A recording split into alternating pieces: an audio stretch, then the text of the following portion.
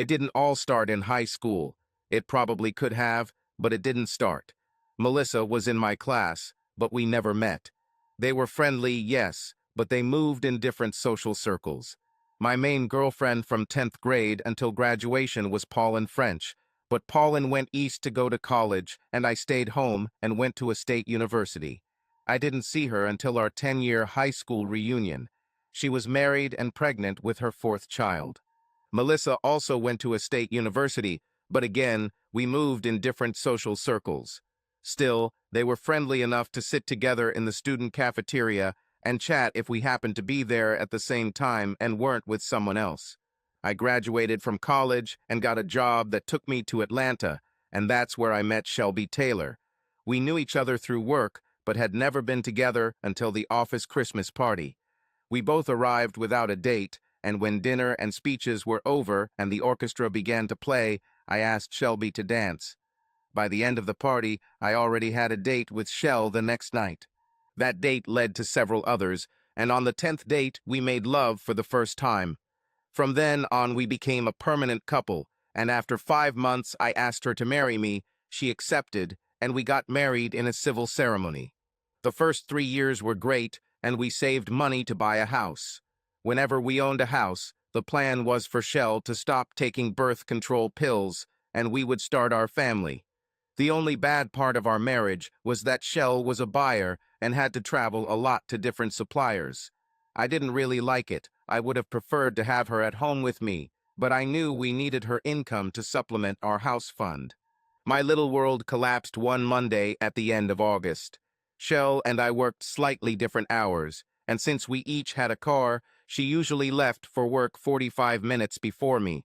Shell was leaving that day for a 2-day trip to Chicago, and I needed to catch her before she left to give her the phone charger she had left on the kitchen shelf. It was lunchtime, and the outside office space was empty. Shell's office door was open. She had her back to me and was talking on the phone. When I approached the door, I heard, "I'm ready for hot sex as soon as I get to the hotel. I'll call you with the room number." "And me too. I can't wait to see you again." I knocked on the door frame. She turned around and turned pale. "I have to go," she said, and hung up.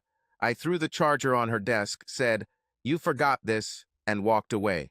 I went back to my office and told the secretary that I wasn't feeling well and was going to take the day off to see the doctor. I went home and started packing my things. It's good that we lived in an apartment and didn't have time to accumulate a lot of things. In half an hour, I packed everything I needed and loaded it into the car. I left the apartment, and within 22 minutes, I was checked into a hotel that offered weekly and monthly rates. He would be fine until I find an apartment. Next stop is the bank. Shell might be unfaithful, but she wasn't stupid. The way I left her office told her that I had overheard her conversation with her lover, and she realized that she was screwed. While I was getting ready, she hit the bank and emptied all the accounts. I was only going to take half, but she took it all. Completely my fault. I had to go to the bank on my way home. But there was a bright side. She took everything except the house fund. When we decided to create a fund for the house, and each put aside 10% of our salaries, I opened an account and never got around to putting Shell into it. I always intended to, but never did. The fund was almost double the size of the other 2 accounts combined, so I didn't suffer much. Not knowing how things would unfold, I decided not to use the same bank as Shell, so I closed the fund account, took the money, and opened an account at another bank. Luckily, we had a gap between paychecks, so I had time to change the direct deposit of my paycheck. There was no need to do anything with credit cards. We didn't have any cards together. She had the ones she had before marriage, and I had the ones I had before marriage. Money and credit were not a problem, but there was one huge problem: we both worked in the same place. I loved my job and didn't want to leave it, and I knew Shell loved her job, so unless one of us quit and left, we'd still have to date, and to be honest, I wasn't sure I could deal with it. On Tuesday morning, I came to work early and spoke with my boss. I told him what was happening and asked for a few days to find an apartment and move. He told me to take as much time as needed, but to keep him informed in case he had questions for me about my business. When I walked out of his office, I saw Shelby waiting for me outside my office. I wanted to just walk past and go to the elevator, but I knew that we would have to meet face to face sooner or later, so I decided to get it over with immediately. I walked towards my office, and when I got there, Shelby said, "We need to talk, Barry." I knew we would have to, but I didn't think it would be until your trip to Chicago. I postponed the trip for a day or two. Talking to you was more important. Does your lover agree with this? To hell with it. He's not that important. But isn't it because of sex with him that we're here talking now? Please, Barry, can we come into your office and close the door? We don't need everyone here to know our business. Everyone will find out sooner or later anyway, so what difference does it make? What do you mean? When we get divorced, the reason will still come out sooner or later. Divorce? Why are you talking about divorce? Why? Let's watch. A husband catches his wife making a date for hot sex with another man. My husband doesn't like it. I don't like it at all. The husband is so angry that he wants to divorce his unfaithful wife. That says it all. This is what we need to talk about. In your office, please. I shrugged, opened the door, and motioned for her to come in. I sat down at the table, and she took the chair opposite. Then I said, "You wanted this meeting, so start. I don't want a divorce, Barry. I love you and want to spend my whole life with you. I know you may doubt it given what you've heard, but it's true. I really love you. If you love me, why do you sleep with other men? It's not other men, Barry. It's just Jeff. Same. If you love me, why are you sleeping with Jeff? This is not love. It's just sex. Oh, that's right. The hottest sex I heard. Why is it that I, the person you love, have never seen this hot sex that you seem to want? It's not that hot. Jeff just likes to talk about it like that. What he calls hot sex is just plain sex. No foreplay, tenderness, or soft touches. Just get on with it and do it as many times as possible. I could do that if I knew you liked it. I do not like it. You're confusing Mila, Shelby. You say you don't like it, but I heard you tell Jeff that you want hot sex. I was just saying it for him, because he loves to hear it. You're avoiding the point, Shell. We've only been married 3 years, and you're cheating on me. What difference does it make what kind of sex you have, and what he likes or doesn't like? It doesn't matter to me at all. The point is, you're cheating on me. You're betraying me. In such cases, divorce usually follows. Damn it, Barry. I love you. I don't want a divorce. I want you. I want to grow old with you. Then why the hell are you sleeping with another man? I guess you could call it guilt sex. This is what you need to explain. Jeff and I were high school sweethearts and planned to get married, but not until we graduated from college. We were in our senior year when grief struck his family, and he had to go to Michigan for a funeral. He called me after the funeral and said that he would have to stay there for a couple of weeks due to legal issues that arose after the reading of his grandmother's will. He called me every night for a week, and then the calls stopped. I called him, and it went to voicemail. I called 2 or 3 times a day for 4 days, and everything went to voicemail, and then I received a message that the mailbox was full. I tried for another week and got the same message, so I stopped calling and waited for a call that never came. I left Jeff behind, finished school, got a job here, and met and married you. A month ago, on my trip to Chicago, we ran into each other in the bar of the Hilton Hotel. It was a tearful meeting. It turned out that he had been in a hit-and-run accident and was in a coma for 14 months. When he finally came out of his coma, he had memory loss. When my memory returned, he came back here to me, but by then I was already married to you. He decided it would be better to just leave without contacting me. He ended up in Chicago, and then we met at the Hilton. We sat, talked, drank, and danced. By the end of the evening, I felt guilty for not waiting for him. I probably drank more than I should have, and he offered to walk me to my room. If I had been a little more sober, I would have refused, but I didn't. He walked me to my room, and the next moment we were already having sex. Honestly, I don't remember how we got from the door to the bed, but it happened, and he was there in the morning when I woke up. he sat on the bed and cried. Sobbing, he said how much he missed me and how what we were supposed to have didn't happen. I tried to console him, and that only led to him having sex with me again. We both had to go to work, and he asked when he could see me again. I told him that we would not date again, and that what happened was a big mistake on my part, and I would not let it happen again. He begged and begged, but I was firm and said no. I told him I would never see or contact him again.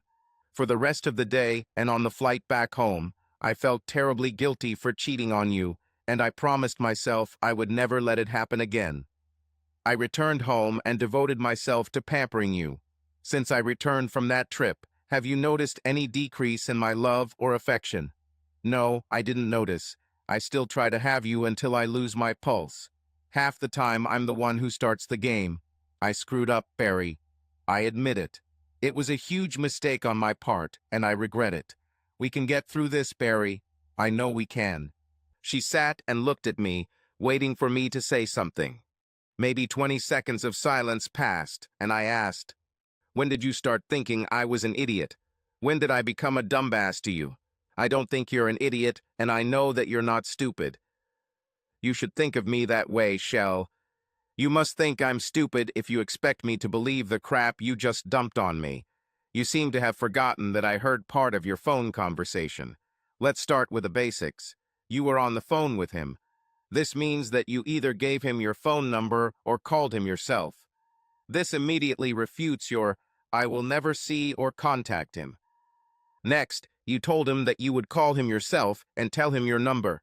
Again, this refutes your, will never see or contact him. Then there was a moment with hot sex. You said you don't mind hot sex. That's definitely not something you'd say to someone you don't plan to date again. No, Shelby, that won't work. Even if you didn't give him your number and he found it another way, I should have heard something from you like, why are you calling me? I told you I don't want to see you again. I should have heard, no, Jeff, I can't see you again. I should have heard, no, Jeff, that was a big mistake on my part, and I won't let it happen again. But that's not what I heard, Shelby. I heard you say that you can't wait for hot sex. I heard you say that you would call and tell me your number. I heard your eagerness in your voice when you said you couldn't wait to see him again. We're done with you, Shelby. You have two options. Sign the papers when you receive them and return them, or fight for a divorce. If you fight, I will drop the matter, but I will not return to you. I'll just move on and wait until you want a divorce so I can marry someone else. Maybe even for that Jeff you're sleeping with. I stood up and headed for the door, saying, I'm taking the rest of the week to find an apartment and move. Do us both a favor and just sign the papers when you get them. I walked out, leaving her sitting there and crying. I found an apartment, moved in, got a lawyer, filed for divorce, and Shelby signed the papers and returned them. It was awkward working together, but we mostly avoided each other. The few times we had to work together, we kept it professional. As soon as the papers were submitted, I considered myself free and began dating girls again. Sometimes my date and I would end up where Shelby was, and she would always give me dirty looks. Apparently, Shelby was able to talk Jeff into moving from Chicago to our city, and 2 months after our divorce was final, she married him. I saw him for the first time at a company Christmas party. I wasn't introduced to him, and we were sitting on opposite sides of the room, but I saw Shelby point me out to her new husband. About 2 hours into the party, after all the speeches had been made and bonus checks had been handed out, I needed to go to the bathroom. I had just finished my business and was buttoning up my pants when Shelby's new husband came into the toilet. I turned to him and said, "Thank you for the service you did for me." A service? What service? For helping Shelby betray me. Catching her doing this so early in our marriage saved me from investing too much in our relationship. It would probably do it ons breaking up with her would be harder if I caught her cheating later, which she undoubtedly would have done. You know what they say, once a cheater, always a cheater, so get ready because she will definitely cheat on you. And then I punched him in the face. I owed you this. She was married, but you didn't care. I should hit you more, but I think this hit and the fact that you are married to a bitch is punishment enough. I left the toilet and left the party. Of course, on the first day of work after that, Shelby burst into my office and started yelling at me about what I did to her husband, and she was a little shocked when I screamed, "Shut your mouth and get out of my office or else I'll call HR and file a complaint against you. We're at work and should be doing company business, not discussing who you cheated on me with." She became silent and left my office. 2 weeks later, I was offered a promotion if I agreed to move to Denver, and I accepted the offer. Our Denver offices were located in the Denver Tech Complex, and we occupied the first 4 floors of a 6-story building. The top 2 floors were occupied by an insurance company. My office was on the 3rd floor. I got a job and started looking for housing. Decided I wanted to buy a house and build equity rather than just collect rent receipts, but couldn't find anything suitable in Denver. One guy I worked with asked me if I had checked out the town of Castle Rock, and I said no. He invited me to look there, and I agreed. I liked the look of the place and started looking for houses and found exactly what I was looking for in an area called the Meadows and put down a down payment. The previous owners had already moved out, and they told me I could move in and pay rent until closing, so that's what I did. I bought everything I needed and moved. A couple of months passed, I closed on the house, settled into a job, and began exploring the nightlife in Castle Rock. There wasn't much entertainment in the city itself, but there was some interesting stuff nearby. My favorite bar was in Sedalia, just 7 miles from my house. It was called Buckskins, and it was country style with great food. I went there for the first time on a Thursday and found out that they had free dance lessons. I used to go there every Thursday for class and on Fridays and Saturdays to dance to the music of the country western bands that played there, and to sit at the bar and admire Jessica, the bartender. Me and every other man in this place. I'm not usually into tattoos and piercings, but they looked good on Jessica. But let's get back to the lessons. Since I was alone, I usually only went on the dance floor when Marla, the instructor, was teaching line dancing. I met Marla, and after a while, when she was going to teach couples dances, she would take some girl who was also alone and put us together so that we could learn couples dances. Of course, these girls weren't actually alone. They usually came with a friend or 3, and sometimes I would dance with all of them. Often the girls who came to class on Thursday also came on Friday and Saturday, so I usually had a dance partner every time I went there. This is how my life went for the first 6 months in Colorado. I dated girls, mostly the ones I met at the Buckskins, but my sex life was pretty much non-existent until I was invited to a party by the VP of sales. I was going to decline because it was mostly a couples event, and I wasn't dating anyone at the time. I mentioned this to one of my colleagues, and he gave me the number of a sex service he used from time to time. In terms of office politics, it would be better to go than not to go, so I called the sex service, made an appointment, and went to them. I told the woman I was talking to what event I was invited to, and she showed me photos of 3 women who she said would be perfect for the occasion. I chose a pretty blonde, and to shorten a long story, the blonde, Gloria, became my saving stick when I needed to make love. At the end of our first evening, she let me know that she was available for other services, and I smiled and took her up on the offer. The next 4 months passed, and one morning in the elevator, as the door was about to close, I heard a woman's voice, "Hold the elevator, please," and I stopped the door from closing, and a woman ran in saying, "Thank you. I'm a little late. Barry?" It was Melissa. It turned out that she works for an insurance company. By the time I got off the elevator, we already had a date for drinks after work. We met in the lobby at 5, left her car in the parking lot, and I drove us to the nearest bar. We ordered drinks and sat and talked for almost 2 hours. She learned my whole story up to this point, and I learned hers. Our stories were remarkably similar. She graduated from college, got a job in Michigan, met her ex-husband at work, married him, and then caught him cheating. She divorced him, and then her company offered her a promotion if she agreed to move to Denver. It turned out that she also lived in Castle Rock in the Founders Village area.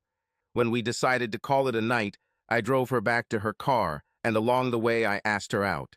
She already had plans for Wednesday, so I asked if Thursday would work for her, and she agreed. I told her about the Buckskins, and she said she had been there, but never on a Thursday when school was in session. When I picked her up on Thursday at 6, she was wearing jeans, a cowboy shirt, cowboy boots, and a belt with a large oval Western-style buckle. She looked like one of those rodeo queens they show on promotional posters. When I examined her, she asked, "Do you like it? All that's missing is a cowboy hat." "I have that too. Do you want me to put it on?" "No, not now. Wait until I have my own hat." She tilted her head and looked at me with a look that I couldn't understand. I hoped that she understood this to mean that I expected to meet her again. We had a good time at the Buckskins. Mel already knew most of the dances Marla taught that night, and she looked like an experienced dancer compared to the novice me. One day, when I walked up to the bar to get us some fresh drinks, Jessica asked, "Is the little cowgirl replacing me?" Jessica was 5'11", while Mel was 5'3", so she could afford to call Mel small. I chuckled and said, "You can't call my dates with her a replacement for you because you never agreed to go with me." She chuckled and said, "Maybe you gave up too soon." I just shook my head and went back to Mel. When I drove her home, she kissed me on the cheek and said, "I liked it, let's do it again." So I made a date for Saturday and told her that we would go to Buckskins again to dance to live music instead of the recorded music that Marla used in class. I said I'll have a hat by then so she can overeat yours that evening. After work on Friday, I stopped by Shepler's Western Wear and started looking at cowboy hats. I couldn't believe my eyes when I saw such high prices and had no idea there were so many different styles.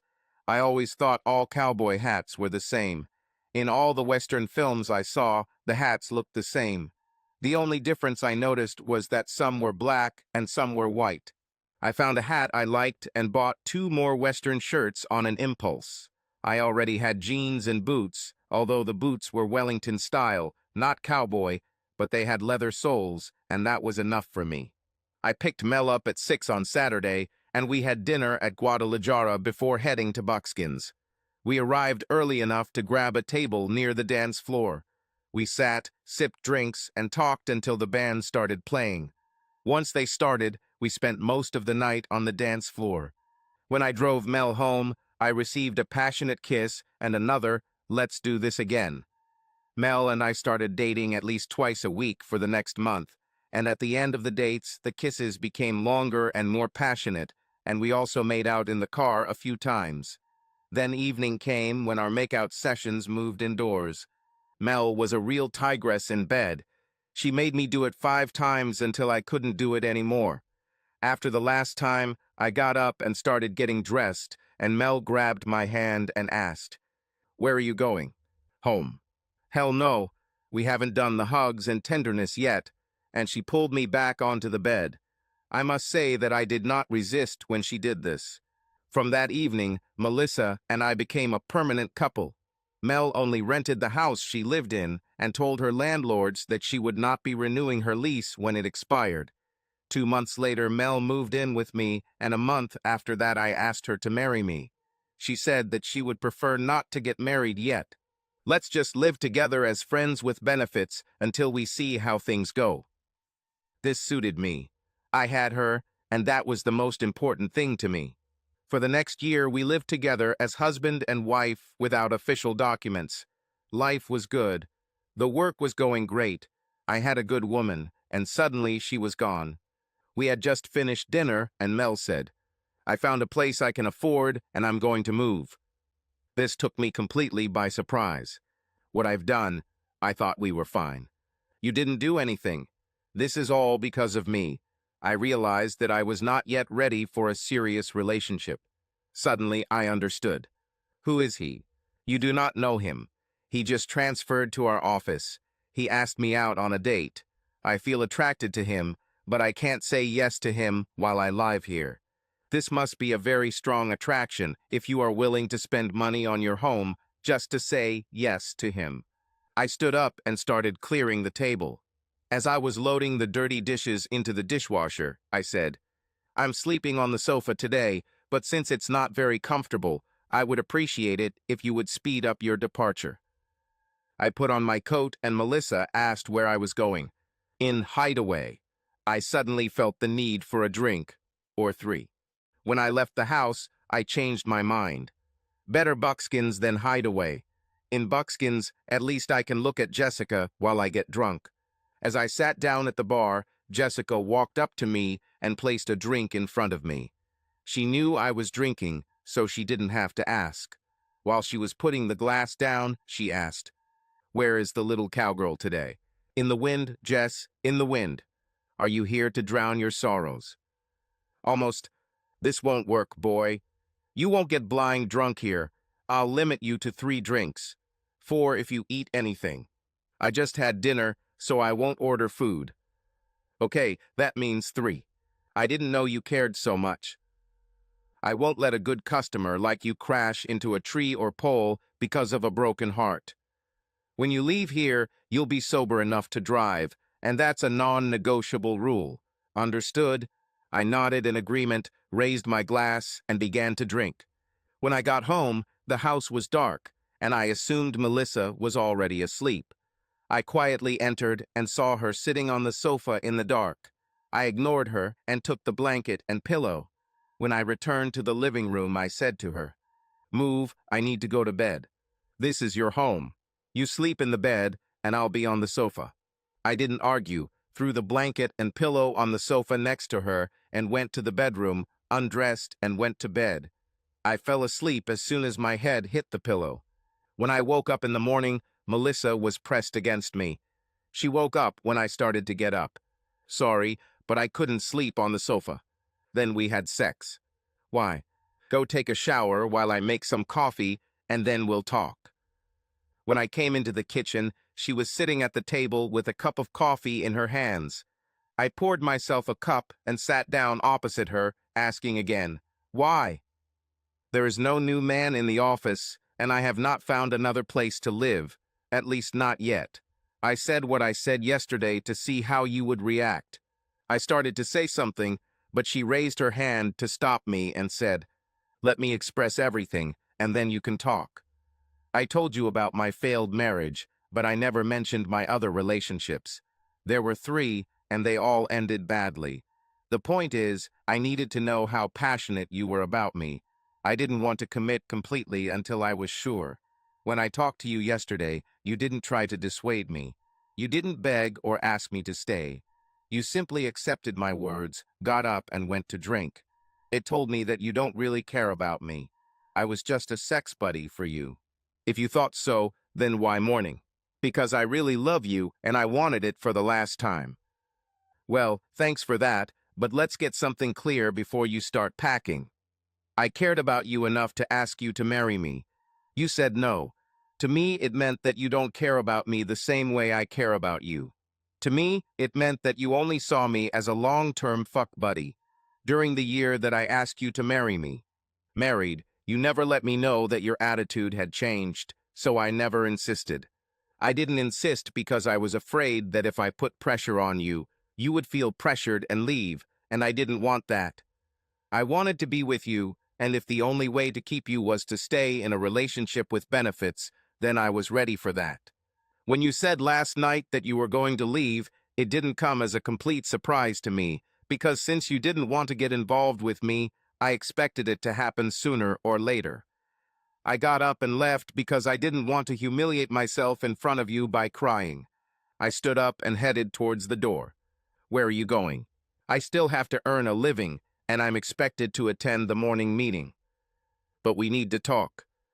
"You already know where I stand," I said, taking the car keys from the hook by the door. "You need to decide what you want," and I left the house and went to work. After the meeting, the whole day dragged on. I've been thinking a lot about Melissa's situation. I basically told Melissa it was time for her to make up her mind and wondered what I would find when I got home. Melissa's car was parked outside the house when I arrived. I didn't know if she went to work, but I noticed that the back seat wasn't filled with her things. When I opened the door and walked inside, Melissa was sitting on the couch. She stood up to greet me. She was wearing a sheer black negligee and black high-heeled sandals. "Yes," she said. "What?" "Yes, I will marry you.